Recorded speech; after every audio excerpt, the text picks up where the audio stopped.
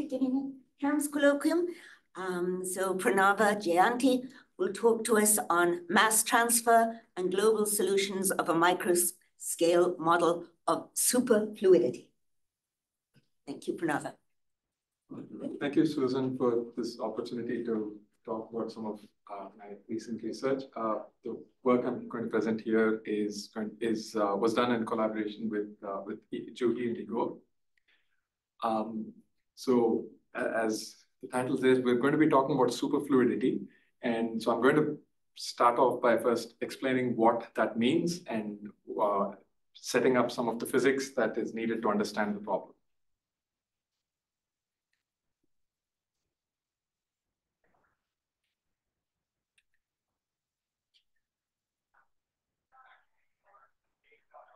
Okay, so normally when we describe any fluids, we usually use the Navier-Stokes equations, right? That's the most common description that's used.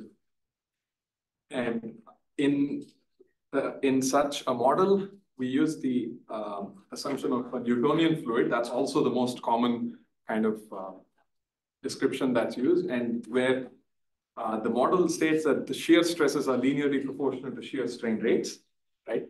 And this manifests on the large scale as viscosity, right? As the Laplacian operator generally. And but microscopically, what's happening is that particles of different layers of the fluid are colliding with each other, and then there's an exchange of momentum, and that tends to equilibrate the differences in momentum, right? So that equilibration is what is seen as viscosity on the large scale. Now, there are some fluids which are fundamentally inviscid, okay, and they're called superfluids, right? And for that to happen, you shouldn't have this kind of exchange of momentum. So all the particles must be moving in the same state. They must exist in the same state. And this can be achieved if all the particles are in the ground state of a Bose-Einstein condensate. So that requires a quantum mechanical phase transition. And it also requires generally a bosonic fluid. So helium-4 is the most well-known superfluid or most well-known substance that exhibits superfluidity. Okay. Helium-3 is a fermion, is a fermionic substance, but it still also exhibits superfluidity at very, very low temperatures, about 3 orders of magnitude lower temperatures, because at such low temperatures, helium-3 atoms, which are each fermions or like spin half particles, they combine just like electrons combine in superconductivity, the Bardeen-Cooper-Schritt theory. So just like that, helium-3 atoms combine and then form bosons effectively. And so therefore, they also exhibit superfluidity. Superfluids have some really cool properties.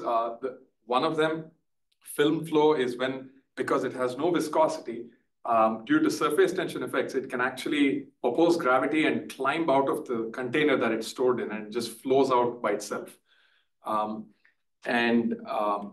There's also the notion of a critical velocity, which Landau first theoretically derived and then had a pretty good match with experimental results. And what this states is there is a certain velocity, a critical velocity below which, if the superfluid is flowing slower than that, then there is absolutely no viscosity. But beyond that, you start having certain dissipation mechanisms that start to kick in. So just to look at the thermodynamics of the situation. So here's a phase diagram, a pressure-temperature graph of helium. So generally, we know that if you take any substance that's maybe in a gaseous phase and then start cooling it down at a constant pressure, so isobaric cooling, then at some point it's going to condense into a liquid phase, and then as you keep cooling it, it will solidify into a solid phase, freeze into a solid phase, and then it will be solid when you reach 0 Kelvin. And that's the usual expectation. That's also what happens for helium-4, at high pressure, so above about 25 bar. But below 25 bar, you see this is the regular liquid, and then it transitions into another liquid, which is known as the superfluid phase, and it remains in the superfluid phase all the way to 0 Kelvin. So at low pressures, helium never solidifies. always in superfluid phase. So that transition begins at around 2.17 Kelvin, which is called the lambda point. And so above 2.17 Kelvin, what you have is the normal helium liquid. That's called the normal fluid. And as you go across the 2.17 barrier and you keep cooling, the amount of normal fluid will come down and the amount of superfluid will increase. And eventually at 0 Kelvin, what you have is pure superfluid and no normal fluid at all. Okay.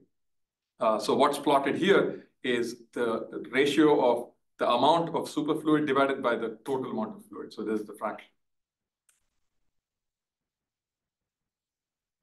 Okay, so at 0 Kelvin, we have pure superfluid, which is described fairly well by the nonlinear Schrodinger equation, at least at low energies. But when you have non-zero temperature, then you have the two fluids, the normal and superfluids, they interact with each other. And so it's important to figure out what this interaction looks like and then quantify it using a physical model. And there's a need to understand this because helium is used as a cryogen in many, many applications. Basically, all modern physics experiments use superfluid helium to cool down magnets to give rise to superconductivity. Okay. And in fact, if you look at the most recent quantum computers, they all use superfluids as well for their heat transfer mechanism, because also superfluid helium has an extremely high heat capacity. So it can take away heat very easily. So people actually use a mixture of superfluid and normal fluid helium in such systems. So understanding this is very important. So there are many models that describe superfluids. It's still, the theory of superfluidity is still far from complete. It's not as well established as, let's say, Navier-Stokes for regular classical fluids. So there are different models at different length scales. Okay. There's at very large length scales, we have a macro scale model which ignores the fact that superfluid vortices are quantized. And then at mesoscales, you have a vortex-based model where we do take that into account. And then what we have here is a microscale model where the superfluid component is described using the Schrodinger equation. So it's a quantum mechanical description. And the normal fluid is described using some kind of Navier-Stokes models. Okay? This model was derived by Pitaevskii. Well, the more complicated version of this model was derived by Pitaevskii. We made some approximations to arrive at what we have here on the screen. So psi here is the wave function that describes the superfluid phase. Rho is the density of the normal fluid, and u is the velocity of the normal fluid. I'm going to discuss the features of this model in the next slide. So, but basically what we see is if you ignore this term, you have dt psi is minus 1 by 2i Laplacian psi. That's the Schrodinger equation with a nonlinearity, where the nonlinear index is p. And then you have the continuity equation with a source term. And you also have the momentum equation with a drag term and a source term. Okay. And we assume that the velocity is divergence free, just to simplify things a little bit. So that's the model that we are looking at. The original Pitaevskii model included thermal effects. It included full compressibility and very general kind of nonlinearity here. It could have been anything. So we chose to work with the power law because that's the most common nonlinearity used in NLS. Now, if you look at the coupling, so this B is an operator which couples the superfluid to the normal fluid. As you can see, there's a B here, there's a B here, and there's a B here. Okay? And lambda is the strength of that coupling. It's a positive constant. Mu is a measure of how strong the superfluid is self-interacting. So this is a self-interaction mechanism. So if mu is very large, then it means the superfluid is interacting very strongly with itself. And nu is the regular viscosity, Q is the pressure, and alpha here is the drag coefficient. Now, what Pitaevskii achieved in this model is he said that when the superfluid and normal fluid are interacting with each other, that interaction is experimentally known to be a retarding interaction. So it kind of depletes the superfluid phase and converts those particles back into normal fluid. And I forgot to mention this, but it's important to realize that this is not like regular two-phase flow. So you shouldn't think of this as if there's oil and water or air bubbles and water where you have a definite phase boundary and then there's one phase on one side of the boundary and another phase on the other side. In superfluidity, you just have helium atoms of which some behave like superfluid atoms and some behave like normal fluid. And they go straight through each other in general. So they don't feel the presence of each other except when the superfluid vorticity is non-zero. So that's generally how this works. So it's not a regular multi-phase flow. Okay. So there is no phase boundary. Both fluids occupy the entire domain. So due to the interaction, there is this conversion of superfluid into the normal fluid, which means you can think of it as if the ground state, the Bose-Einstein condensate phase where the superfluid atoms reside, right, the least energy state, they get heated up due to the interaction and they move into a higher energy level. All the higher energy levels are normal fluid states. So they get heated up and get converted into normal fluid. So what he described here is that this coupling, for those of you who studied quantum mechanics, you may remember that the momentum operator is minus I h bar radiant in the position basis representation.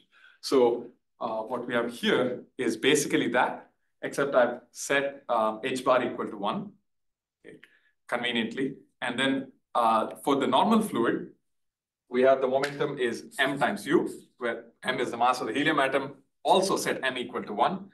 So what we have here is the difference of the momenta of the two fluids. So it's a relative momentum. You square it, and then you divide by 2 times m, where m is again 1.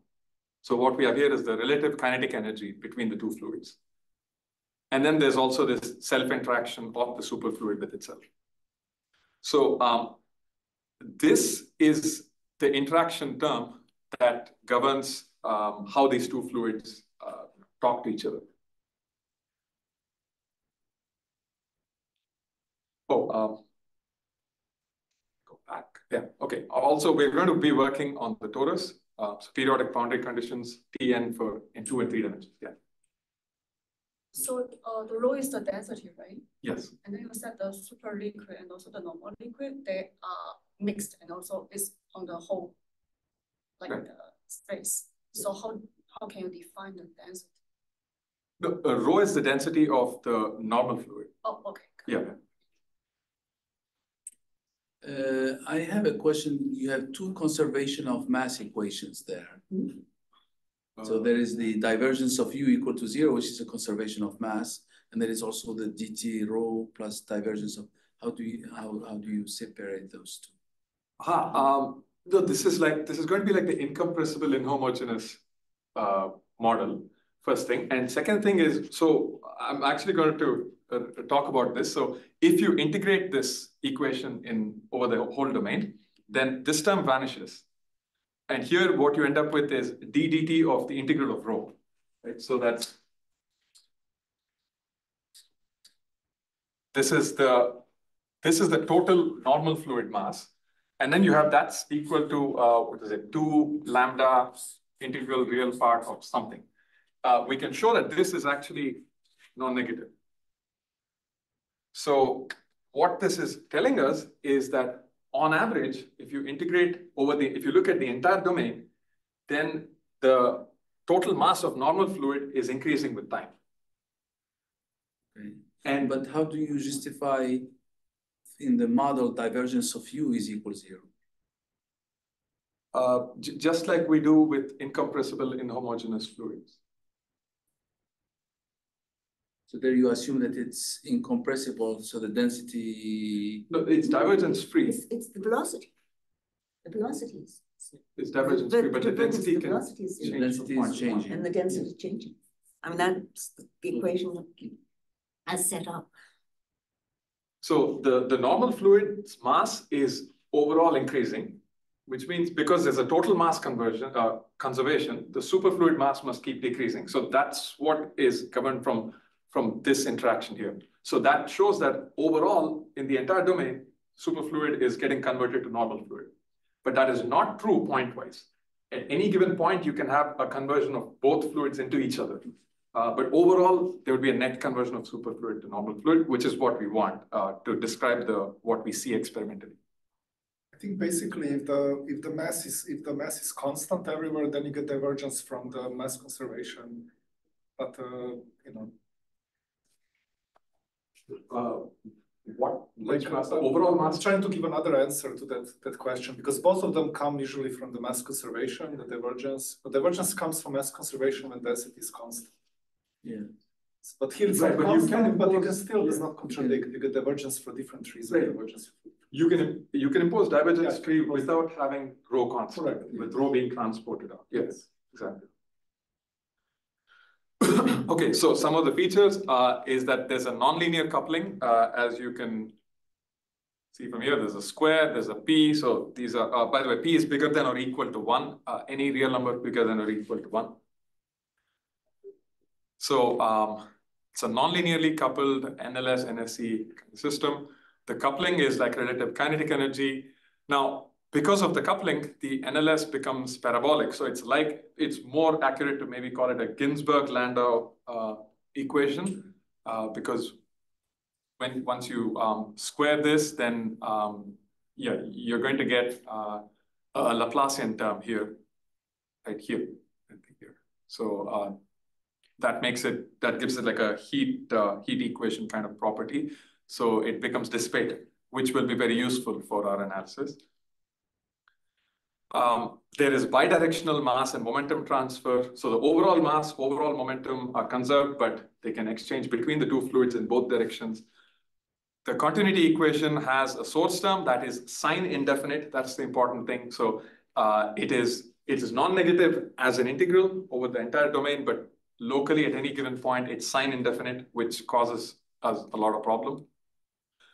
We've assumed divergence-free velocity and the general power law self-interactions, which are admittedly simplifications from the original Pitaevskii model. And also we've added a linear drag term to induce coercive velocity estimates.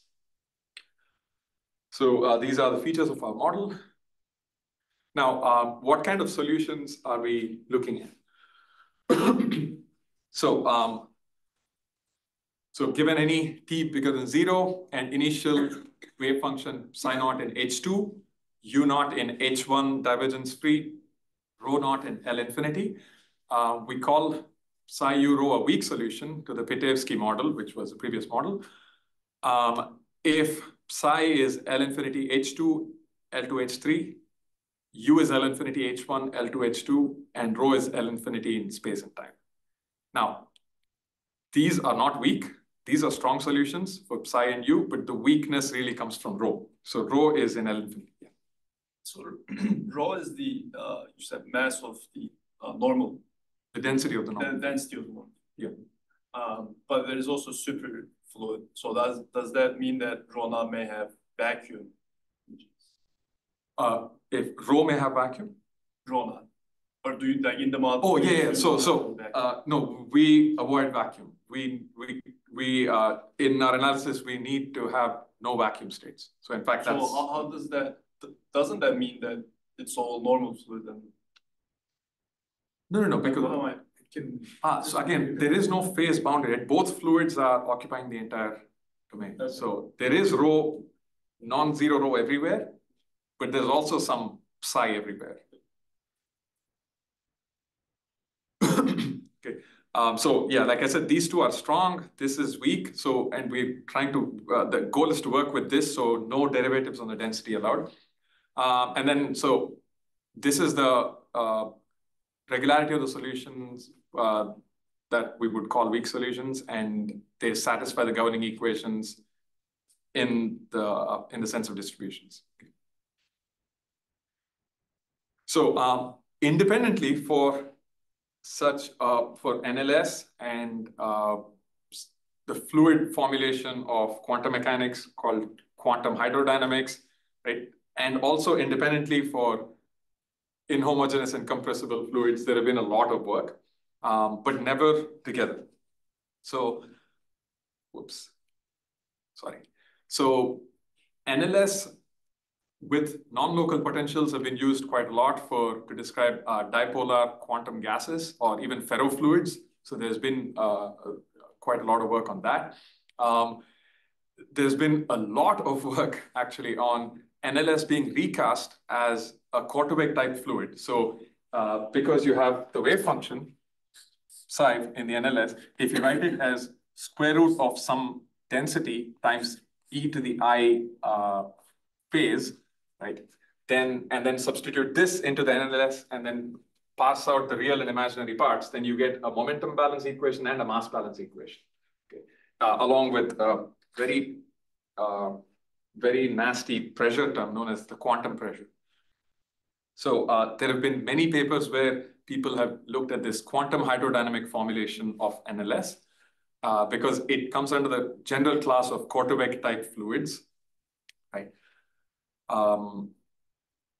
So weak solutions to such QHD type models have been worked on a lot by Antonelli, Marcati, and Jungel. Antonelli, Marcati, especially, I think this paper was in maybe 2012 or 2009, one of them. They introduced a very nice fractional step method where they were actually looking at a superfluid model where an NLS is connected to a compressible Navier-Stokes, except it's a one-directional connection. So the Navier-Stokes, the normal fluid, is not affected by the superfluid, but the superfluid is affected by the normal fluid velocity. So the compressible Navier-Stokes is just solved because we already know the solution for it. The existence, uniqueness, everything is well known for it. So they only look at the NLS being tweaked because of this interactions with the normal fluid and solve that problem using a very new method that they call the fractional step method. The inhomogeneous incompressible system, where we do keep the density to be non-constant, right? To be varying, but assume that the velocity is divergence-free. That also has a long history, starting all the way back in 1974 with local weak solutions, and then without allowing for vacuum, and then including vacuum about a decade later, and local strong solutions by Ladies-Skaya, and global strong solutions in 2 dimensions. And finally, local strong solutions in 3D, including vacuum, but only if there is a compatibility condition on the data, right? So a lot happened in these 30 years from 1970s to the early 2000s. More recently, there's been a lot of work by Raphael Danchin on this topic, including showing uniqueness when you have density in just L infinity class, which is a very nice piece of work. So what we've done here is some of the first investigations of a bidirectionally coupled model. Like I said, the Antonelli-Marcati model did not have bidirectional interactions. So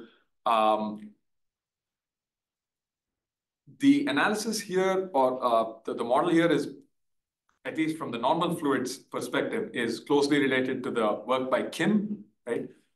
Except we assume that the density is bounded below because we have to deal with this source term, the sign indefinite source term. So, and the reason we require the density to be bounded below is we need this estimate, the dTu in L2, space and time. And the way we do that is through energy estimates, which give us square root of rho dTu in L2, and then use the fact that rho is bounded below. So that's the reason for demanding that the density is bounded below. We use the same regularity, that is U naught in H1 and rho naught in L infinity as in Kim's work. And the initial conditions are less than the strong solution, less regular than the strong solutions that are used in Cohen Kim's work. Linear drag that I said we added to get coercive estimates is not new to Korteweg type models. They have been used before, I believe by Bresch and many of his co-authors in one paper, for instance, to show exponential decay in the Navier-Stokes Korteweg system.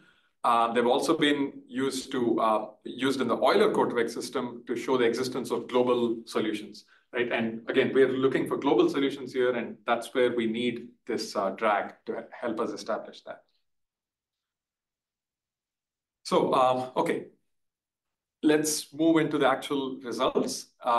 So first, we will present the results in 2D. So here in 2 dimensions, we have two separate results. So first one is global existence when we have weak nonlinearities. So if we fix P to be between 1 and 4, remember P is the nonlinearity index for the self interactions. So if P is between 1 and 4, and we take the initial wave function to be in h5 halves, initial velocity h1, the initial density is bounded both below and above by these bounds, a little m initial and big M initial. Then there exists a global weak solution such that the density eventually is bounded bounded below basically by little mf, okay, as long as you have a smallness criterion on the data. So what this is saying is this is zero density, okay? We start with some lower bound for the density here and some upper bound. And depending on a user-specified lower bound here, let's call this m final, little m final. Any little m final that you choose that's between this, strictly between 0 and this, you can always find small enough data so that you have a global solution such that the density never goes below this lower bound for all time. Okay. So that's what this theorem is saying. And we have strong solutions, like I said, in the wave function and velocity, weak solutions in the density, and then this part comes from renormalizing the density equation. Okay. And also because we have strong solutions or strongly regular solutions in psi and u, the energy balance is actually satisfied as an equality, not as an inequality.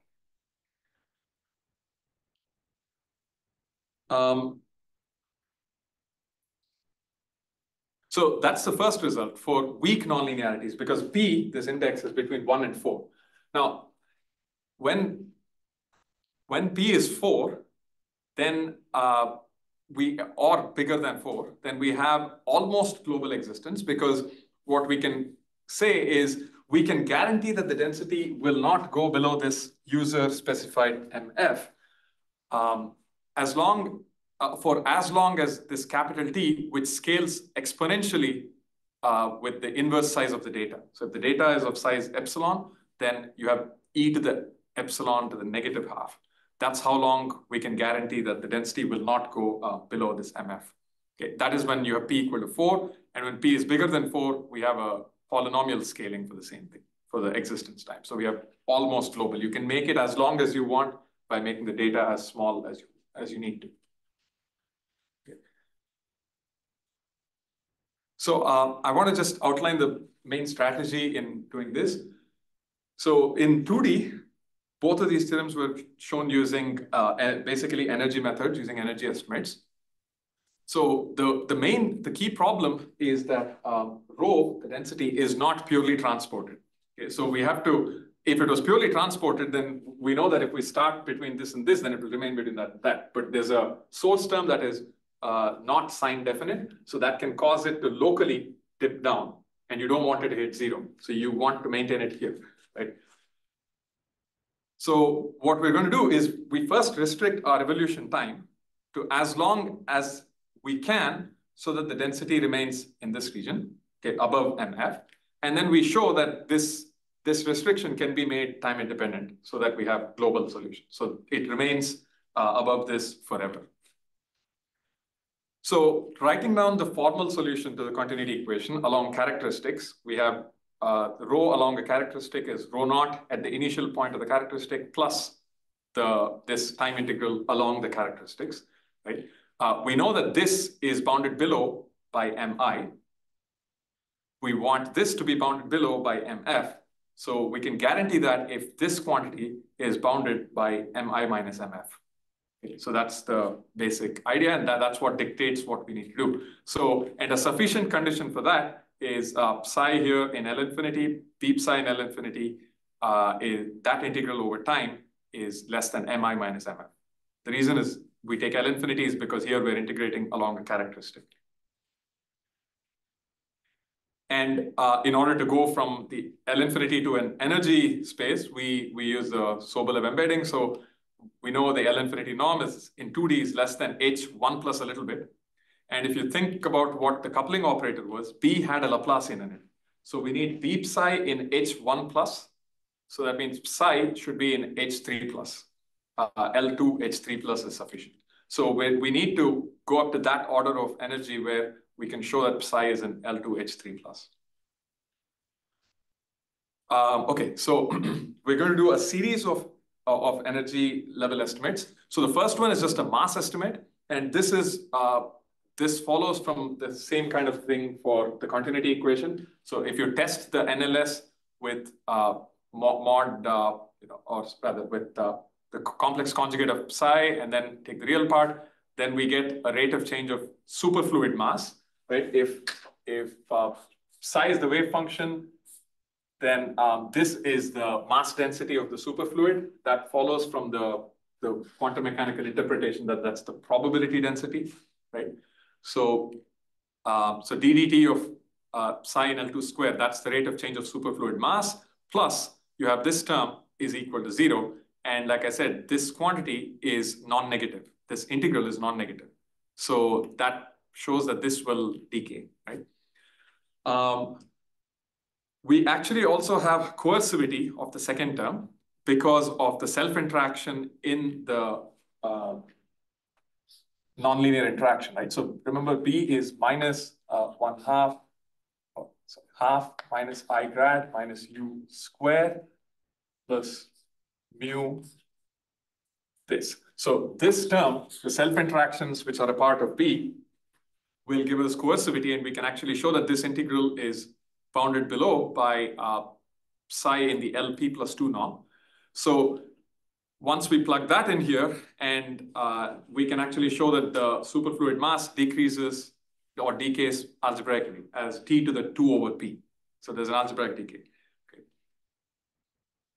Next, we want to do the energy level estimate, right? So the standard thing of testing NSE, the Navier-Stokes by U, the NLS with minus Laplacian psi, because the kinetic energy contribution from the normal fluid is obviously this square root rho U in L2 square. Similarly, there's a kinetic energy contribution for the superfluid, which goes like gradient psi in L2 square. And there's also a potential energy contribution, which due to the self-interactions, which goes like this. Okay, so once we do all of those things, we can write down the energy equation, right? And but at the energy level, that's not sufficient to show a decay, just like we got a superfluid mass decay. So what we have to do is go to a higher order energy. So where we want to find estimates for gradient U in L2 square. So U in H1 square, basically. And similarly, we go one order higher in the superfluid wave function. So we, instead of testing by Laplacian, we do Laplacian square psi. And once we achieve all this, right, by combining this energy equation with the higher order energy, then we can actually show decay. And we end up showing that the velocity is in L infinity H1, L2 H2, and H1 L2. But more importantly, the wave function is in L infinity H2, L2 H3. So we're almost there, right? Because we have L2 H3, we need H3 plus a little bit. And it's also possible to extract this piece of very useful information that normally when we have the energy equation, for a fluid, what do we have? We have this plus gradient U L2 square is 0. So we get this integral, we get rid of this, from 0 to t is finite. But here, because we have this mass decay, and we also get some decay of the energies, we can actually show that the dissipation also is decaying and decays algebraically. So if you look at any window, I think we're out of charge on this. It's fine. Okay, if you look at any window, maybe I'll use the cursor. Do you want my point? It's okay, I can just use the cursor. It's not working? Yeah, I think it's out of battery. That's fine. So if you look at any window t to 2t, right, then the dissipation in that window from t to 2t will decay algebraically. So the dissipation between, let's say, 1 and 2 seconds is more than the dissipation between 2 and 4 and 4 and 8 and so on. And this geometric progression will be useful in ensuring that we have time-independent control of the density above MF.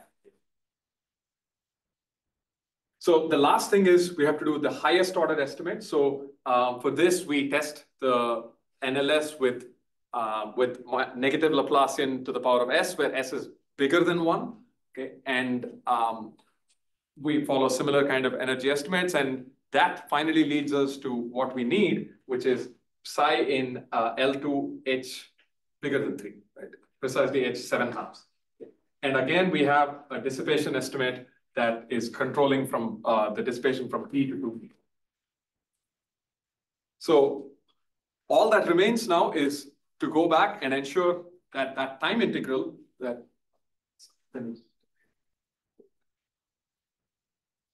is to go back and ensure that that the time integral that we had previously, that we needed to control between MI and MF, that can be indeed controlled. And to do that, we split that integral between short time and long time estimates. The long time estimates from let's say 1 second to infinity can be controlled because we have these kind of T to 2T estimates, which are decaying algebraically. So that gives rise to a sum, 1 to 2, 2 to 4, 4 to 8, and so on, which can be, with small enough data, we can show that that actually converges for p less than 4.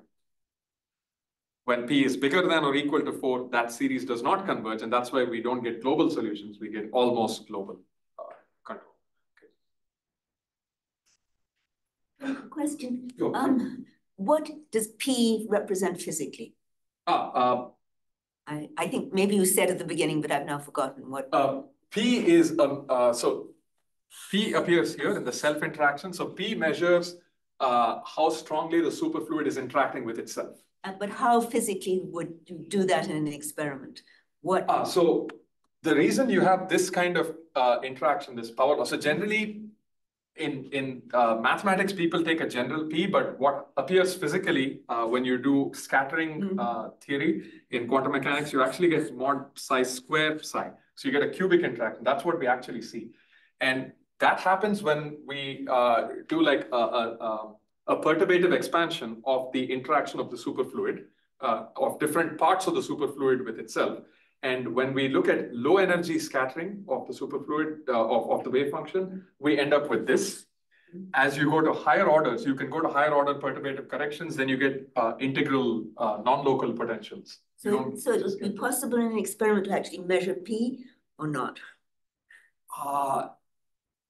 I'm not sure about that. Yeah, I think that the 2 is actually a very good, as far as I know, I think it's a very good description of what's happening. Yes, at low energies. At higher energies, you get the other perturbative terms, which appear as integrals, like non-local terms. Yeah, it would be hard to measure. Yeah, I think so. But also, I just want to mention that if you want a physical interpretation of what's happening here, why when P is less than 4, this, or for small p, this seems to be global. Because the way I would think about it is, if P is small, then the superfluid is interacting less with itself, which means it's interacting relatively more with the normal fluid. So it tends to convert more into the normal fluid, and the normal fluid has dissipation, so it can dissipate away things. So things are well behaved. When P is very large, then the superfluid is interacting a lot with itself, and so relatively less with the normal fluid. And so then things can be not so well behaved. Okay, thank you.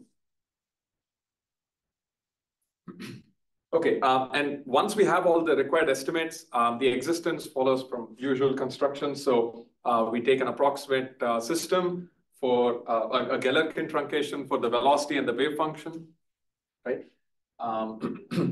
And I'll just go through these a little quickly.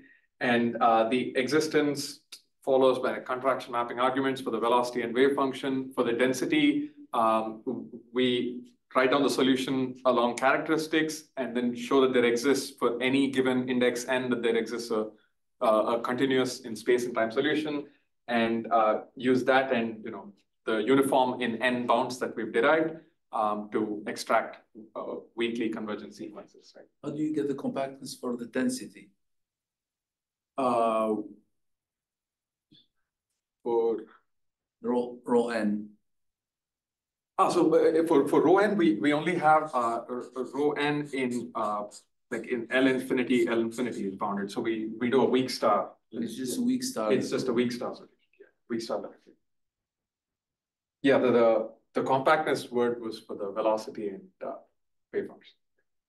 And finally, we also, like I said, once we have the density in L infinity, it's possible to use the Dipena-Leon theory for renormalization to show that you can actually have strong continuity in any space that is less than infinity, right? Any Lebesgue index less than infinity. So, so that's done using renormalization.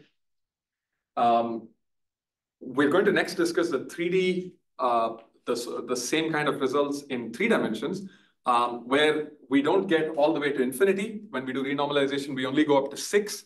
And that's because of the unfavorable Sobolev embedding that we have. Okay, so the last part of this talk is about, well, what about 3D? And so once we finished work in 2D, we were interested to see if the same kind of approach can be done in 3 dimensions. And it turns out there is a problem, again, because of the Sobolev embedding. Because remember, we have to control B psi in L infinity, right? And B is like 2 derivatives, right? So, and this means that in 3 dimensions, instead of needing psi in L2 H3 plus a little bit, we need it in H7/2 plus a little bit. And if you try to just use regular energy estimates and go higher like that, then you end up needing more derivatives of the velocity, which will then mean more actually taking derivatives of the density. And we want to avoid that. We want to see if we can just work with the density being in L infinity, right? So that's why that approach, the energy estimates approach, does not work. Okay? So instead, we realize that we can actually use parabolic maximal regularity for the Schrodinger equation, because it is a parabolic equation now because of the coupling. And in doing so, we realize that we can actually move that threshold from p equal to 4 all the way to infinity. So we end up showing that global solutions exist for all values of p bigger than or equal to 1. So, and then once we have that in 3D, it also works in 2D. So we end up improving the results in 2 dimensions. So here is the result in 3D. It shouldn't have said weak nonlinearity is there. That was because I copied the title from earlier. Okay, so we fix any p between 1 and infinity, right? And then we choose a delta that's sufficiently small, depending on the value of p. Okay. Now we take the initial wave function psi naught in H2, initial velocity again in H1 divergence free, initial density between little mi, big mi as before in the 3-dimensional torus. Now, once again, a user specified MF. So you can guarantee that this density will never drop below this anywhere in the fluid forever, as long as your initial, the initial norms are small enough. And we have the following strong regularity, again, strong in the wave function and velocity, but weak in the density. So the main approach here, like I said, is the maximal regularity. So before we get onto that, we have to define this particular notion of a k zeta elliptic operator. So if we have an operator A, which can be expressed in this particular expansion, right? A alpha are the coefficients depending on time and space, and then you have the partial derivatives with respect to space, right? Then if the coefficients, we assume that the coefficients are bounded and uniformly continuous from 0 to t Rn into complex numbers, and we can write down the principal symbol associated with this as A alpha times xi alpha, xi to the power alpha, right? We'll call this principal symbol as A tilde. So such an operator is said to be uniformly k zeta elliptic if there exists a k that's bigger than or equal to 1 and an angle zeta between 0 and pi by 2, so that all of these coefficients are uniformly bounded in time and space above by k, right? This symbol, it's the inverse of the symbol is uniformly bounded by k. And the spectrum of this symbol, of this operator, is contained within this sector that's in the right half of the complex plane. So some region like this. So this angle here is the angle zeta. Okay, so if these conditions are satisfied, then we have a uniformly k zeta elliptic operator. And the reason this is important is because for a k zeta elliptic operator, we have this well-known result for maximal parabolic regularity. So if you have such an operator A, an elliptic operator, then this perturbed heat equation kind of system, dTu plus AU is equal to F, satisfies the parabolic maximal regularity result. So in our case, let's maybe just simplify because I'm running out of time. In our case, we take X is L2, X1 is H2. So let's go back. So U in L, so R is bigger than 1. Any R bigger than 1. U in LR, L2, plus U in LR, H2, plus DTU in LR, L2 is bounded by the initial norm in an interpolation space Y, plus the forcing in LR, L2. So you need to have the initial condition in an interpolation space, so interpolated between L2 and H2, right? Where the amount that you interpolate depends on this time index LR that you choose, the R that's strictly bigger than 1. So in our case, we can rewrite the NLS or the Ginzburg-Landau model this way, so that we write it in terms as if it's a heat equation, a perturbed heat equation. And once we do this, we can show that this operator here satisfies all the conditions for a k zeta elliptic operator. And so we can apply maximal parabolic regularity. So then what we do is we act upon this formulation of the NLS with a sufficiently high regularity Laplacian, the power of something, right? So that when we apply parabolic regularity, we have that high derivative in H2, so that when you add these up, so you have H2 plus 3/2 plus delta 1. So that allows us to move beyond the 7/2 threshold that we need. So yeah, so anyway, doing that allows us to get enough control, just like we did before, for the time integral, right? Because that's what we're again looking at, to ensure that the time integral can be made as small as we want in terms of the data. So by choosing the data small enough, you can ensure that the time integral has a value between mi and mi minus mf. And so that way the density of the normal fluid never drops below mf. So, so that's the final result. And there are many different ways in which one can move forward, I suppose, from here. Perhaps the first thing would be to see if you can add compressibility to the system instead of assuming it to be divergence-free. So remove the divergence-free assumption, add a pressure law, and then see where that takes us. We have not addressed the issue of uniqueness yet. So we've only shown that there exist solutions here. But again, to do uniqueness, we have the density in very low regularity, L infinity. But again, as I mentioned, there is this work by Dansham more recently. So it's something that we're exploring right now. And of course, the density is again very weak here. Can something be said about strong solutions to this problem? Strong, like truly strong in terms of density as well, being strong. And is it possible to ensure that the normal density never drops below, even for large initial data? Right? So there are many problems like this and for those who are really adventurous, maybe looking at the full Pitaevskii model, including entropy transport, temperature effects, and everything. Okay? So that could be a very ambitious project. So anyway, I'll stop here. Here are some references. Thank you.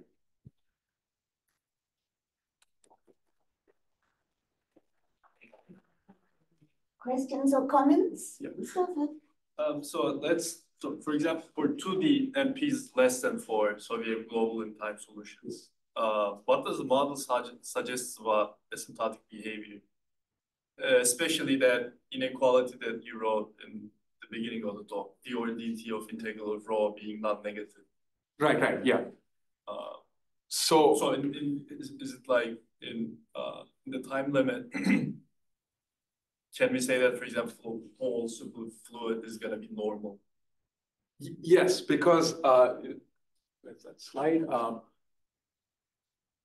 Yeah, so the superfluid mass is decaying algebraically. So as t goes to infinity, then yes, the superfluid mass goes to 0, but the overall mass must be conserved.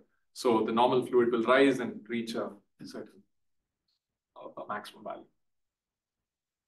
Is there going to be any mass concentrations for normal fluid?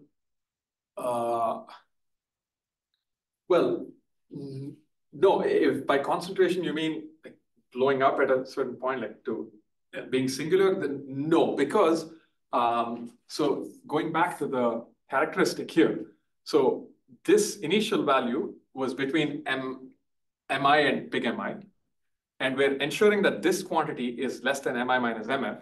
So the final value will be less than mf, but also bigger than mf, but also less than something here, like this plus mi minus mf. So it's going to be within an upper bound. Yes, but then how does this integral stops growing? D over dt of integral of rho. So because it's non-negative, that means that it's yeah, but the source term will eventually die away, right? Because the source term has psi bar beep psi. So there's going to be so psi is going to decay. Psi is going to decay.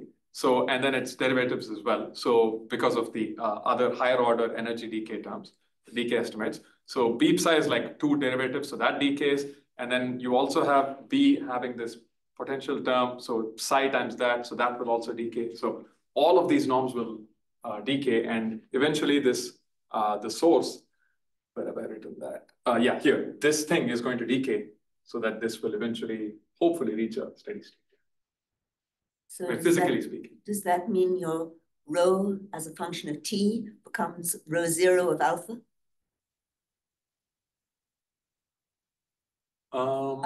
Namely, the second term on the right-hand side goes to 0.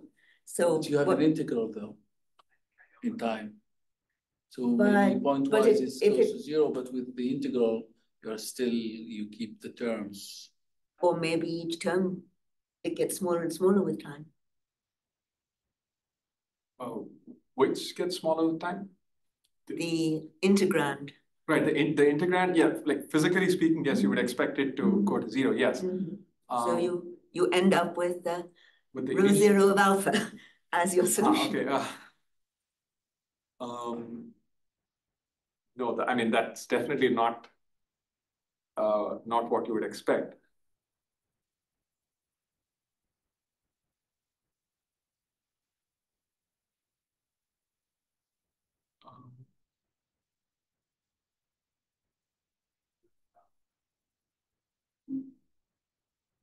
Well,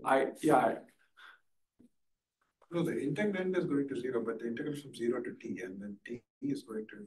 T is going to infinity, but supposing the integrand goes to e to the 0 power minus fast enough, t. yes. Susan, But the overall e integral to the is power not- minus t. Yes. It goes to 0, but the integral between 0 and infinity of e to the power minus t doesn't go to 0. So it accumulates.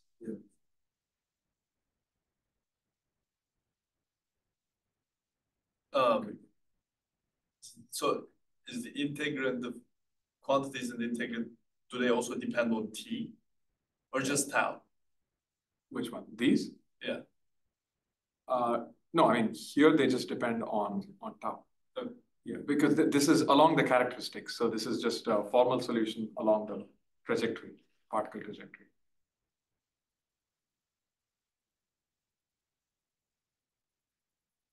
Can you go back to the system where you have your equations?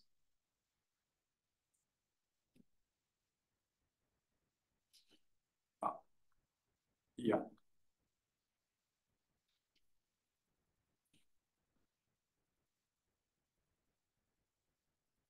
So why did you have to use this KC ellipticity for the maximal regularity of parabolic equations and not just the classical one? So the regular one that's listed for like heat equation, there's a real Classical, not just the heat equation or parabolic equations like right. So there's a real viscosity, right? Real coefficient. Here we have a complex coefficient. So I just went to look in the literature for the general case when you have a complex valued Banach space, what the maximal parabolic regularity is like. And so for that, they required like this condition when you have a complex viscosity. Yeah, as long as it's the real part is positive, then it's fine. It works. Like that was something we knew, but we just wanted to make sure that we had the result right.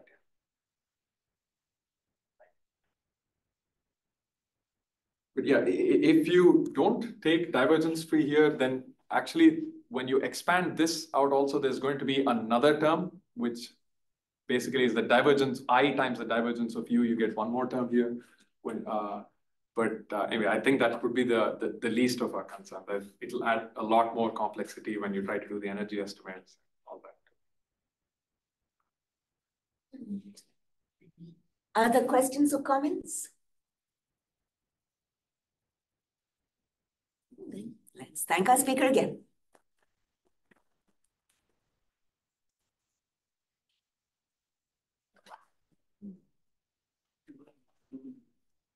Four.